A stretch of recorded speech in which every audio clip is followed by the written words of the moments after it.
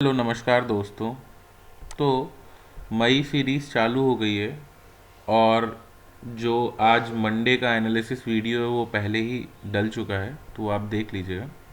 यहाँ पर हम कुछ इस वीक के लिए स्विंग ट्रेड देख लेते हैं और उन स्विंग ट्रेड पे हम काम कर सकते हैं और किस तरीके से काम करना है या क्यों काम करना है वो सारा आपको इस वीडियो में मिल जाएगा। कुछ 4 से 5 स्टॉक्स हैं, आप इनको देखिए, समझिए और किस तरीके से काम करते हैं वो चीज़ों को जानने की कोशिश करिए। पहला स्टॉक है इंडियन ऑयल कॉरपोरेशन, ठीक है ना। अब एक इम्पॉर्टेंट बात, ये सारे स्टॉक्स में काम तभी किया जाता है जब इंडेक्स भी आपके सपोर्ट में हो। इस बात को बिल्कुल ध्यान रखिए, ठीक है। मैं जब काम करता हूँ जब इंडेक्स मेरा सपोर्ट करता है। इंडेक्स का और इन स्टॉक्स का कोई बहुत ज़्यादा इंटरकनेक्शन नहीं है, मगर एक साइकोलॉजिकल इम्पैक्ट मार्केट का इस पे पड़ता है। इसलिए हमें हमेशा तब काम करना चाहिए जब इंडेक्स हमारा साथ देता है, पहली चीज़। दूसरी चीज़, अगर आप कोई भी ट्रेडिंग कर रहे हो, मैं बोल रहा हूँ ट्रेडिंग, इन्वेस्टमेंट की मैं बात नहीं कर रहा हूँ। अगर आप ट्रेडिंग कर रहे हो तो आपके जो स्टॉक्स होने चाहिए या जिन पे आपको काम करना है, वो अगर आप स्विंग ट्रेड कर रहे हो, स्पेसिफिक स्विंग ट्रेड कर रहे हो, तो आपको जो मार्केट में स्टॉक्स को लेना चाहिए वो 3 बजे से लेके 3:30 बजे के बीच का जो टाइम होता है उस टाइम पे ही आपको उन स्टॉक्स में काम करना चाहिए। उसका कारण क्या है कि दिन भर में मार्केट सेटल्ड हो जाता है। अगर स्टॉक्स को नीचे आना है तो नीचे आएगा, ऊपर जाना है तो ऊपर चले आएगा। जो भी अप्स डाउन है वो सेटल्ड हो चुके होंगे मार्केट के, तो अगले दिन का जो मोमेंटम है वो आप पकड़ पाओगे। इसलिए हमेशा कभी भी आप स्विंग ट्रेड करते हो तो स्टॉक सिलेक्शन के लिए आप 3 बजे से 3:30 का टाइम रखो। उस टाइम पे जो स्टॉक्स रहते हैं, जो स्टेशन पे आ गए हैं, जिन पे लगता है कि काम किया जा सकता है, उनको आप ले सकते हो और आने वाले 2-3 दिन के लिए आप उनके मोमेंटम पे रुक सकते हो। लेकिन अगर आपने स्टार्टिंग में ले लिया 9 बजे, कोई ट्रेड 9:30 बजे आपने इनिशिएट कर दिया, अब उसके बाद दिन भर में मार्केट गिर गया, तो आपकी बाइंग वैल्यू बहुत ऊपर हो जाएगी, जिसके कारण से आपको बहुत ज़्यादा दिक्कत होगी। फिर आपका एसएल उसी दिन आ सकता है या फिर बहुत नीचे चले आएगा स्टॉक, उसको रिकवर होने में काफ़ी टाइम लगेगा। इसलिए स्विंग ट्रेडिंग का टाइम 3 बजे होता है, सारा सेटलमेंट होने के बाद, ठीक है। अब देख लेते हैं, पहला स्टॉक है हमारा इंडियन ऑयल कॉरपोरेशन। इस स्टॉक में क्या है, ये स्टॉक यहाँ से नीचे गया था, ठीक है, और उसके बाद डेली टाइम फ्रेम देख रहे हैं, ये बनाया लेफ्ट शोल्डर, ये बनाया आपका हेड, ये बनाया राइट शोल्डर, बनाते हुए मार्केट में ऊपर निकल रहा है, अच्छे खासे वॉल्यूम के साथ सपोर्ट कर रहा है। ये एक रेंज थी जिसको उसने ब्रेक किया है। इस लेवल के आसपास उसका एक छोटा सा रेजिस्टेंस था जिसको वो तोड़ते हुए आगे निकलने में सही हो गया है, ठीक है ना। दूसरी चीज़ अगर आप देखते हो तो इसमें एक ब्रेकआउट आया था, ये पूरा जोन एक ब्रेकआउट जोन था, यहाँ पर हम स्टॉक्स को ले सकते थे, यहाँ का एसएल लगाते नीचे का और ऊपर हम मार्केट में काम कर सकते हैं। लेकिन अभी भी स्टॉक जो है वो 200 मूविंग एवरेज के ऊपर अच्छे तरीके से आया है, तो आप यहाँ पर काम कर सकते हो स्टॉक्स में। 143 के आसपास की आपकी खरीद होगी, आपका स्टॉप लॉस यहाँ से थोड़ा सा नीचे 130 के आसपास आपको लगाना पड़ेगा, है ना। इस कैंडल के बिलो में मैं बोलूँगा 136 के आसपास आपका एसएल होगा। पहला टारगेट 160 का बन सकता है, हाँ, मतलब 160 और 170 का। उसके बाद फिर अगर ये 170 के ऊपर निकलता है तो स्टॉक ऑल टाइम हाई के आसपास निकल जाएगा।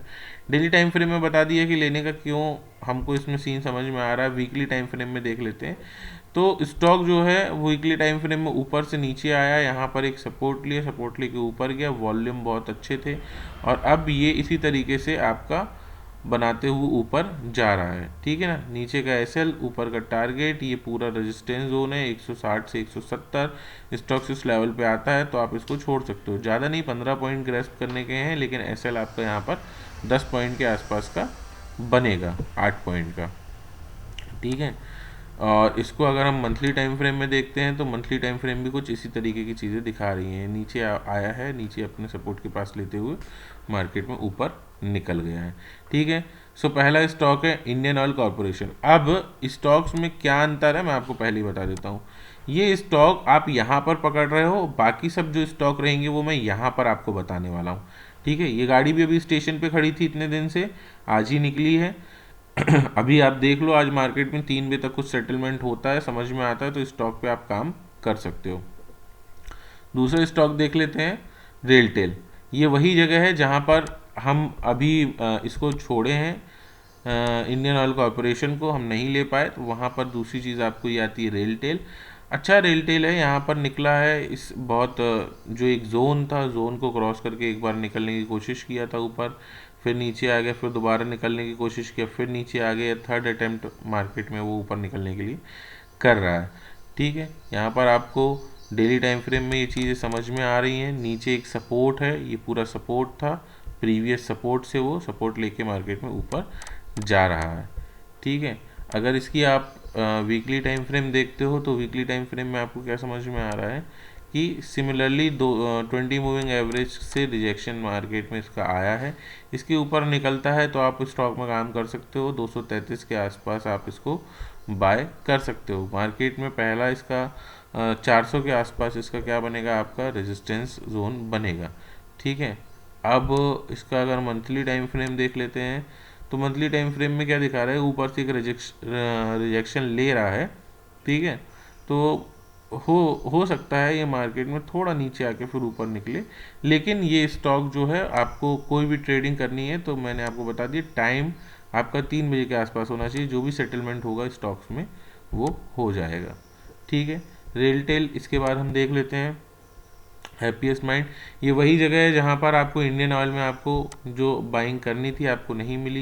ये वाला जो सीन है, ये वाला जो सीन है वो सीन आपको कहाँ पर मिल रहा है, यहाँ पर मिल रहा है। ठीक है, अच्छे वॉल्यूम के साथ आप इसको बाय करने के लिए 606 के ऊपर बाय कर सकते हो।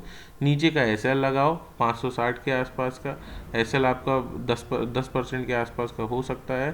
टारगेट आपकी 680 और 703 ऊपर निकलेगा तो फिर पूरा ऊपर निकल जाएगा। डेली टाइम फ्रेम इसकी आपने देख ली। इसको अगर आप वीकली टाइम फ्रेम में देखते हो तो वीकली टाइम फ्रेम में क्या दिखा रहा है कि मार्केट में अभी अभी जस्ट ये बढ़ना चालू हुआ है। ठीक है, मार्केट में अभी अभी इस पर काम चालू हुआ है। ये नीचे का इसका जो पुराना सपोर्ट था, ये सपोर्ट लेके मार्केट में ऊपर आ रहा है। कंपनी अच्छी है, स्टॉक अच्छा है। ठीक है, इस पर आप काम करने के लिए सोच सकते हो। ठीक है ना, सोनाटा में जो हमने बात करी थी वैसी ही कुछ बात इसमें आ रही है। ठीक है, तो ये आप देख लो, ये सारी चीज़ें हैं, यहाँ पर आप इसको काम कर सकते हो। ठीक है, अब इसके बाद हम दूसरे पे चर्चा कर लेते हैं। दूसरा क्या है आपका एनसीसी। एनसीसी भी बहुत अच्छे प्लेटफॉर्म पे खड़ा है। ऊपर की आप बाइंग बना सकते हो, नीचे का एसएल लगा सकते हो। डेली टाइम फ्रेम देख रहे हो, यहाँ पर आपको दिख रहा है कि यहाँ से स्टॉक नीचे आया, लो हाई, फिर नीचे गया, फिर ऊपर आया और अब ये यहाँ से ऊपर जाने के लिए तैयार है। सपोर्ट लेके 20 मूविंग एवरेज के खड़ा है।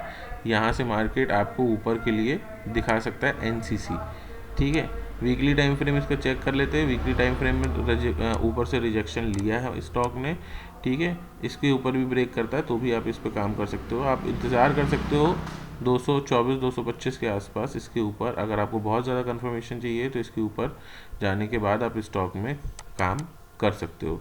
इसके बाद जो स्टॉक है वो मैं आपको जुबलेंट, ठीक है, ये भी कुछ जो आपका है किसके जैसे काम कर रहा है, जोमेटो के जैसे। जोमेटो में यहाँ पर एक बहुत ज़्यादा रेजिस्टेंस जोन बना था, वो उसको ये देख लो आप। ठीक है, ये इस तरीके से जोमेटो में क्या बना था, बहुत ज़्यादा रेजिस्टेंस जोन बना था, जोमेटो इसको ब्रेक किया फिर ऊपर गया। ठीक है, और उसी तरीके से आपको अभी क्या मिल रहा है, ये जो ब्लेंड मिल रहा है ये यहीं पे खड़ा हुआ है, यहाँ से ब्रेक करता है तो ये ऊपर निकल जाएगा। ठीक है ना, यहाँ पर आप देख लो 1 अटैम्प्ट 2 अटैम्प्ट 3 अटैम्प्ट 4 अटैम्प्ट करते हुए मार्केट में वो ऊपर निकल रहा है। सो आपकी खरीद यहाँ पर 668 के आसपास की होगी। नीचे का एसएल हो जाएगा आपका वही 640 रुपये का, और ऊपर के आपके टारगेट हो जाएंगे। पहला टारगेट ये आपको मिलेगा, ये ब्रेक करते हुए मार्केट आपको 800 के आसपास ला के देखेगा, मतलब 100 रुपये का आपका टारगेट है। तो जो ब्लेंड यहाँ पर हम बाय कर सकते हैं 670 700 के लेवल के आसपास, और यहाँ पर नीचे का जो एसएल लगा सकते हैं 640 का लगा सकते हैं, पहला स्टॉक। दूसरा स्टॉक है एनसीसी, 217 के आसपास की इसकी खरीद हो सकती है। नीचे का जो इसका एसएल है 209 रुपये लगा सकते हो आप। 244 260 के ऊपर काम कर सकते हो। तीसरा स्टॉक जो है हैप्पीएस्ट माइंड, यहाँ पर आप 600 के आसपास की खरीद कर सकते हो, नीचे 560 के आसपास का आप ऐसा लगा सकते हो। टारगेट 680 और 713 के लिए आप काम कर सकते हो। फिर आते हैं अपन रिटेल में भी यही सीन है। मार्केट में आप यहाँ पर 325 के आसपास की खरीद कर सकते हो।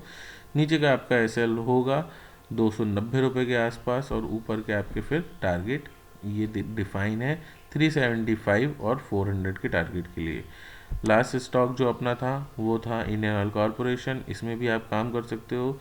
यहाँ पर आपको 140 143 के आसपास की खरीद, नीचे का एसएल 135 का और ऊपर का टारगेट 160 170 बहुत ज़्यादा इसका रेजिस्टेंस जोन बना हुआ है। तो हमने 5 स्टॉक्स की बात करी है। ये सिर्फ एक एजुकेशन पर्पस का वीडियो, आप देखो समझो सीखो कि मार्केट में काम करने के लिए आप किस तरीके से काम कर सकते हो, आपकी व्यू क्या होना चाहिए, किसी स्टॉक को देखने का तरीका क्या होना चाहिए, खरीदने का टाइम क्या होना चाहिए, सपोर्ट में आपके निफ्टी कितना ज़्यादा होता है, उसके बाद ही आपको स्विंग ट्रेड करना है। इस तरीके से अगर हम काम करेंगे तो हमारे मार्केट में सही होने की संभावनाएँ बहुत ज़्यादा हो जाती है। तो आज हमने इस वीक के लिए 5 स्टॉक देख लिए हैं, देखते हैं वीक के एंड में क्या परफॉर्म करते हैं। महीना स्टार्ट हुआ है और नेक्स्ट मंथ मतलब जो हमारा लास्ट मंथ जो था उसकी प्रीवियस रिकॉर्ड मैंने आपको दे दिया था कि हमारा ओवरऑल 12-15% का रिटर्न स्टॉक्स में चल रहा है इन्वेस्टमेंट बेस पे। अगर वहाँ पर स्विंग ट्रेडिंग होती तो वही आपका करीबन 18 से 20% के आसपास का एवरेज आपको निकल के आता। मंथ चालू हुआ है, पहला दिन है जो आज मंडे, उसमें हमने ये 5 स्टॉक्स को सिलेक्ट किया है। देखते हैं ये इस वीक किस तरीके से काम करते हैं। So thanks for watching. आपको चीज़ें अच्छी लगती हैं तो प्लीज़ लाइक शेयर सब्सक्राइब, और सबको बताइए कि मार्केट में काम करने के लिए आपके पास बहुत सारे कन्फर्मेशन होने चाहिए, उसके बाद ही आप मार्केट में काम कर सकते हो। अच्छा लगता है तो please like share subscribe. Thanks for watching, मिलते हैं नेक्स्ट वीडियो में।